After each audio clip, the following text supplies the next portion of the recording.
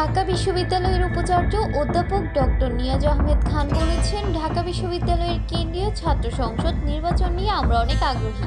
আমরা চাই সবার মধ্যে নির্বাচন নিয়ে ঐক্য তৈরি হোক, সবার মধ্যে এই ব্যাপারে যেন চুক্তি বা সমঝোতার মতো কিছু হয়। শুক্রবার সকালে 11:15টায় বিশ্ববিদ্যালয়ের ব্যবসায় প্রশাসন ইনস্টিটিউটে 2024 থেকে 2025 শিক্ষাবর্ষে বিবিএ প্রোগ্রামের ভর্তি পরীক্ষা কেন্দ্র পরিদর্শন শেষে সাংবাদিকদের এক প্রশ্নের জবাবে তিনি এসব কথা বলেন।